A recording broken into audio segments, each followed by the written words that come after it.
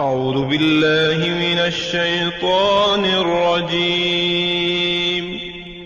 پناہ مانگتا ہوں میں اللہ کی شیطان مردود سے۔ بسم اللہ الرحمن الرحیم۔ شروع اللہ کے نام سے جو بڑا مہربان نہایت رحم والا ہے۔ دا باٹم لائن کے ناظرین کرام، السلام علیکم۔ محترم ناظرین، ہم اپنی آج کی ویڈیو میں حضرت بری امام سرکار رحمت اللہ تعالی علیہ اور بابا سپاں والا قصہ آپ کے سامنے پیش کریں گے جو یقیناً آپ کے لیے دلچسپی کا باعث ہوگا۔ ناظرین کرام، شیخ المشائخ طریقت، شاہ اہل تصوف، بری اضافت تکلف، سلطان السالکین، رئیس العاشقین، شیخ العارفین، مقبول زمانہ، ولی کامل، عارف اکمل، حضرت شاہ عبداللطیف قادری المعروف، حضرت بری امام رحمت اللہ تعالی علیہ کا شمار سلسلہ قادریہ کے اولیاء کرام میں ہوتا ہے۔ آپ کا سلسلہ نسب حضرت علی رضی اللہ تعالی عنہ سے جا ملتا ہے۔ آپ کے آباء و اجداد عراق سے ہجرت کر کے راولپنڈی کی تحصیل گوجر خان کے قصبہ سید میں آ کر آباد ہوئے۔ پھر آپ کے خاندان کے ایک بزرگ سید حسین شاہ بن سید آدم رحمت اللہ تعالی علیہ، جن کی 8ویں پشت سے حضرت بری امام رحمت اللہ تعالی علیہ کی ولادت مبارکہ ہوئی،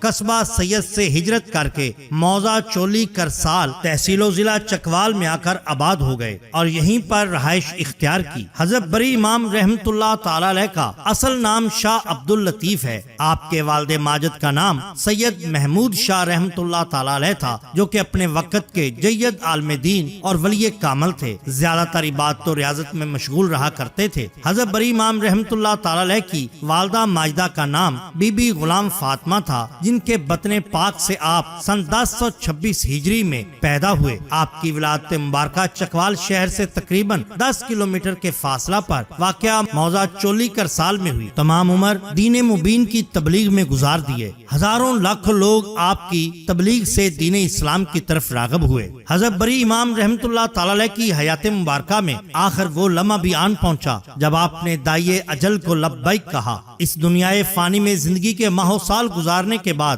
آپ سن 1117 ہجری بمطابق سن 1708 میں 91 برس کی عمر میں وصال فرما گئے۔ ہزاروں کی تعداد میں آپ کے عقیدت مندوں نے آپ کے جنازہ میں شرکت کی۔ کہا جاتا ہے کہ آپ کے وصال پر شہنشاہ ہندوستان اورنگزیب عالمگیر بھی حاضر ہوا اور اسی بادشاہ نے آپ کے روضہ مبارک کی تعمیر بھی کروائی۔ حضرت بری امام رحمت اللہ تعالی علیہ کو نور پور شاہ میں دفن کیا گیا۔ آپ کا روضہ مبارک آج بھی ہر ایک کے لیے مرجع خلائق ہے۔ بے شمار عقیدت مند روزانہ حاضری کی سعادت حاصل کرتے ہیں، آپ کے وسیلہ جمیلہ سے بارگاہ الہی میں دعائیں مانگتے ہیں اور اپنی دلی مرادیں حاصل کرتے ہیں۔ جیسا کہ ہم بتا چکے کہ آپ کی تبلیغ سے بہت سے لوگ دائرہ اسلام میں داخل ہوئے اور ایمان کی دولت سے مالا مال ہوئے۔ راہ حق سے بھٹکے ہوئے لوگوں نے صراط مستقیم حاصل کی۔ بالکل اسی طرح جب آپ دھیر کوٹ میں تشریف لے گئے تو ان دنوں دھیر کوٹ میں 2 قبائل آباد تھے۔ یہ کفر میں ڈوبے ہوئے ہندو قبائل تھے جن تک اسلام کی روشنی ابھی تک نہیں پہنچی تھی۔ بت پرستی اپنے عروج پر تھی۔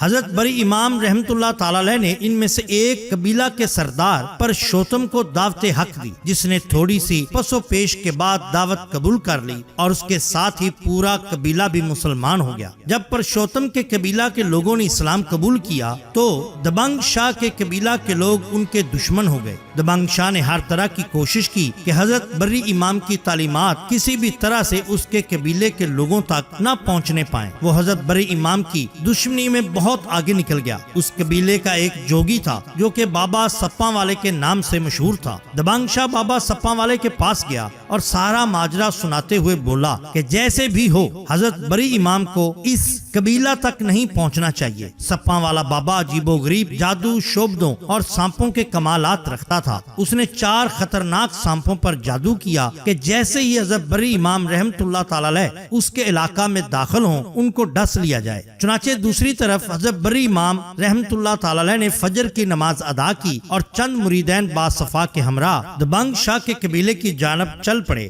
جیسے ہی آپ سرکار اس قبیلہ کی حد پر پہنچے تو 4 سانپ ان کا راستہ روکے کھڑے ہو گئے۔ मुरीदैन ने सरकार को आने वाले खतरात से आगाह किया। दबंग शाह सप्पा वाला और चंद बदमुआश किस्म के अफराद भी सरहद पर पहुंच गए, जिनके हाथों में बल में कुल्हाड़ियां और तलवारें थीं कि अगर किसी तरह आप सरकार उन सांपों से बच गए तो वो खुद आपको अपने हाथों से शहीद कर देंगे। हजरत बरी इमाम सरकार रहमतुल्लाह ताला अलैह ने जब ये देखा तो आपने सूरह तौबा की तिलावत फरमाई और सांपों की जानब मुंह करके फूंक मारा कि चारों सांप आगे बढ़ने की बजाय पीछे को मुड़े और दबंग शाह और बाबा सप्पा वाले की तरफ दौड़े। मंजर यकलख्त तब्दील हो गया। जहां बाबा सप्पा वाला अपनी फतह का मुंतजिर था, वहीं उसी के छोड़े हुए सांप उस पर ही हमला आवर हो गए। बाबा सप्पा वाला फौरन डसने के बाद वासले जहन्नम हुआ। दबंग शाह सरकार के कदमों में गिरा और आन की आन में पूरे का पूरा इलाका दायरा इस्लाम में दाखिल हो गया। दबंग शाह आपके मुरीदैन खास में दाखिल हुआ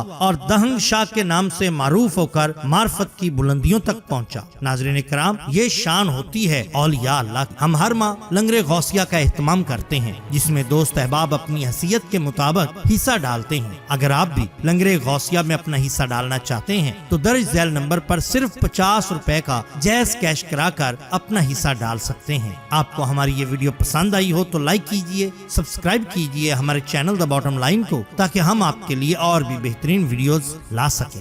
अपने दोस्तों का, गिरदुनवा के लोगों का बहुत ख्याल रखिए। अल्लाह और अल्लाह के रसूल सल्लल्लाहु अलैहि वसल्लम से बेहद मोहब्बत कीजिए। आपका बहुत शुक्रिया। अल्लाह हाफिज।